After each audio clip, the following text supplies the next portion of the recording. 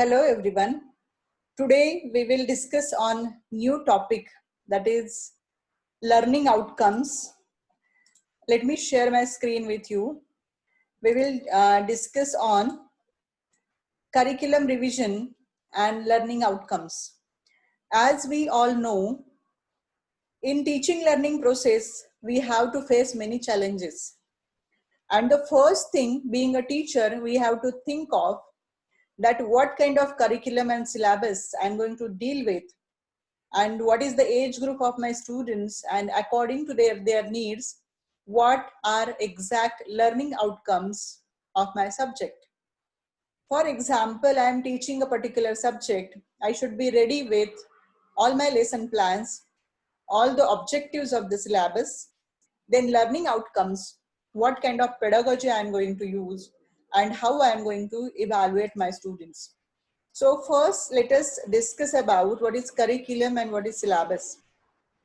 Curriculum is a broader concept where we can say syllabus is a part of it. So curriculum is for whole stage. For example, for the graduation, if we take a simple example of BA, that is Bachelor of Arts.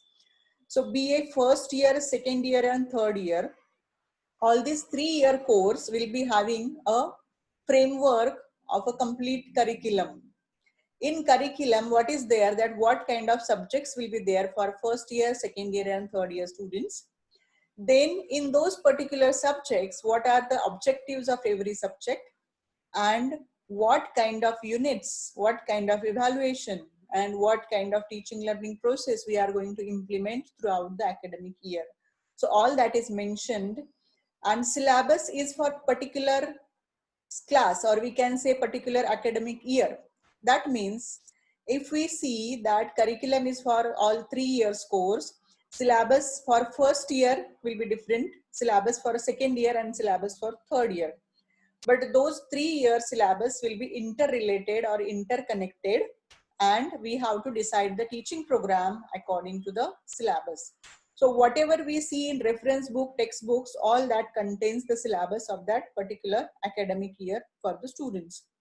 Now let us have a look at a learning framework. Here you can see how learning happens. There is a specific curriculum for particular stage or course.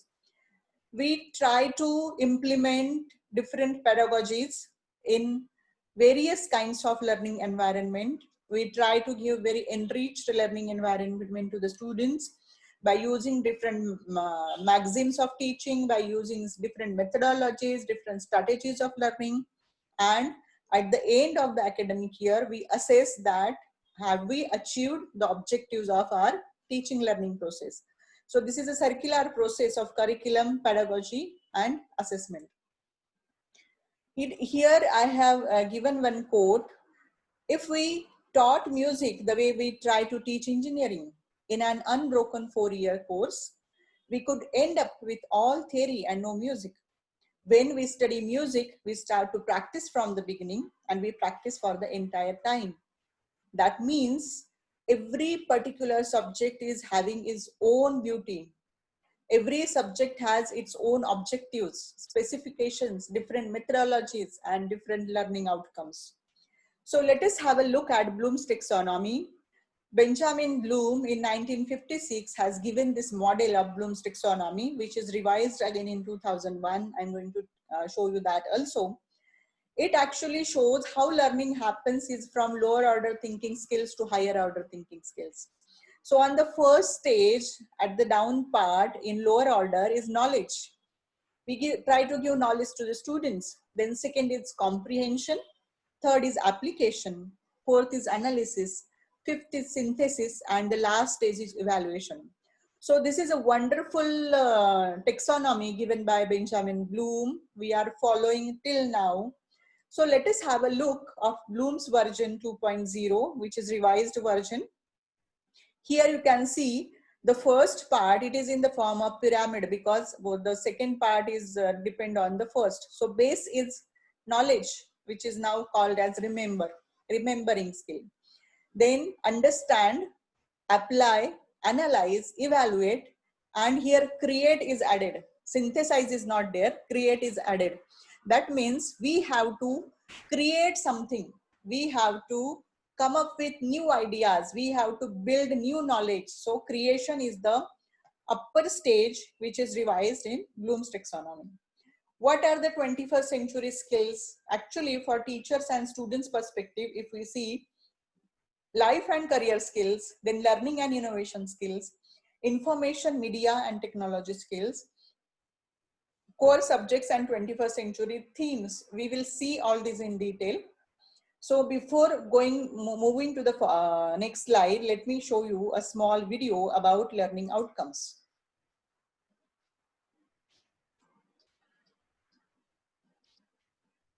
Here you can see element 1 include a time frame. Upon completion of this course, element 2 focus on the students as performer. Students will. Element 3 include an action verb, must be observable action verbs. The moon, population, oxygen, where you can say upon completion of this course, students will be able to identify and search database. Here is one example.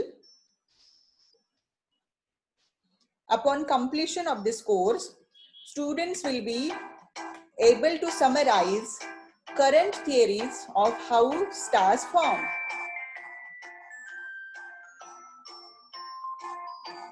And verbs to avoid are become familiar with, understand, develop an understanding of, develop an appreciation of, know about, vague, not observable, not measurable, we have to avoid.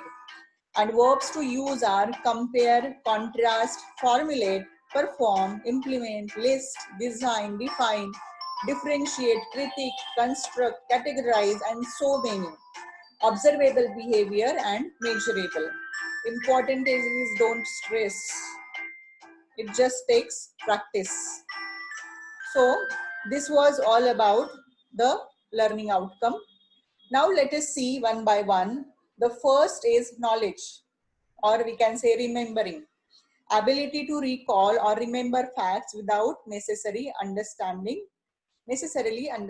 them.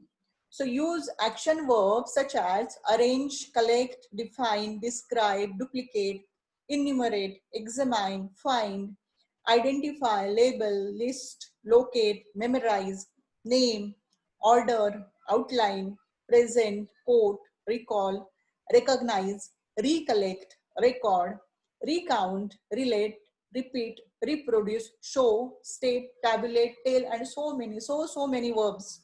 Have you seen so many verbs earlier for knowledge or remembering? Wonderful thing here. Now, second is comprehension or understanding, ability to understand and interpret learned information. So here are some action verbs for it. I'm not going to read all, you can see just few: associate, change, clarify, extend, generalize, identify, illustrate. So all these essays have student understood whatever we taught. So these are the measurable verbs. Then third is application. Application is the ability to use learned material in new situations. For example, put ideas and concepts to work in solving problems. So these are some action verbs for application, like apply, assess, calculate, change, choose, complete, so many things. And fourth is analysis. Analysis is ability to break down information into its components. Look for interrelationships and ideas, understanding of organizational structure. So here are some action verbs we can use for analysis purpose. Here the list is given. Then next is evaluation, ability to make a judgment of the value of material for a given purpose, that is summative and judgmental. Here are some action verbs such as appraise, ascertain, argue, assess, attach, choose, compare, conclude, so many. And the last one is to create. Sixth one is create. The learners creates new ideas and information using what has been previously learned, like designing, constructing, planning, producing, inventing, devising, making. Can you generate new projects, ideas, or ways of viewing things? So here are some verbs again given: putting together ideas or elements to develop a original idea or engage in creative thinking. So Bloom's wheel of taxonomy with action verbs is a wonderful wheel given by Bloom, that there are many, many verbs we can use for all these stages of learning.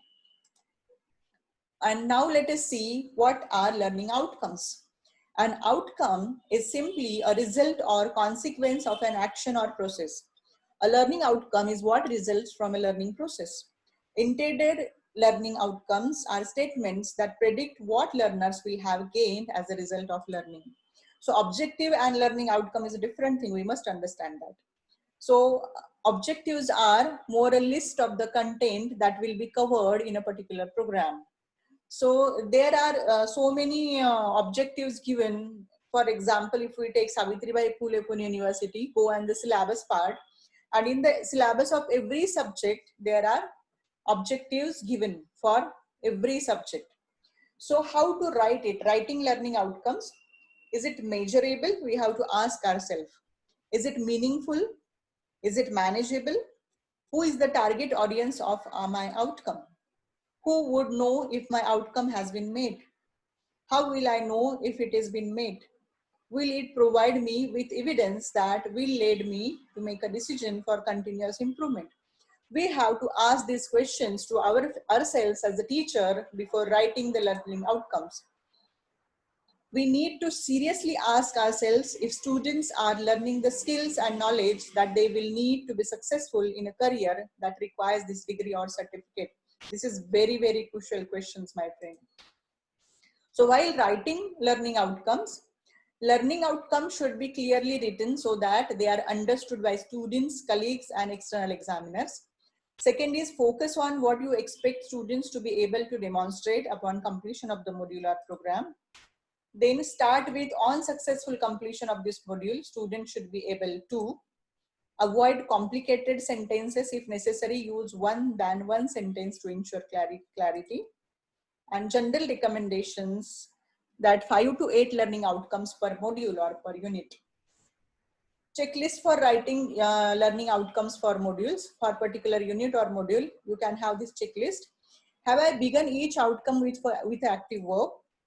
Have I avoided terms like know, understand, learn, be familiar with, be exposed to, be acquainted with, be aware of, and appreciate? Have I included learning outcomes across the range of levels of Bloom's taxonomy? Are my outcomes observable and measurable? Do all the outcomes fit within the aims and contents of the module? So this is a checklist for writing learning outcomes for modules. So this is a rubric created by me for writing learning outcomes based on Bloom's revised taxonomy. So you can write name of a teacher here, then course or subject, what subject you are teaching, standard of students, which class you are teaching, method and pedagogy you are going to use for the particular unit. So this rubric is only for one unit. On successful completion of this module, students should be able to. So following is the, here in the first column, I will write content or unit, the basic points covered in my unit. Then for remember, understand, application, analysis, evaluation, and create. For each stage, I will write the action verbs and I will write the learning outcome. So that's for the today. As I always say, we need to be the change we want to see happen. We are the leaders we have been waiting for. We don't have to do different things. We have to do things differently. So here is my YouTube page. Go on my YouTube channel. Name of my channel is Dr. Sandhya Khedekar, and you will be able to see this video there. These are some of the references from SlideShare and YouTube. I have taken some references. These are some print resources. If you have any questions, put those questions in the chat box. Thank you very much, my dear friends. Thank you so much.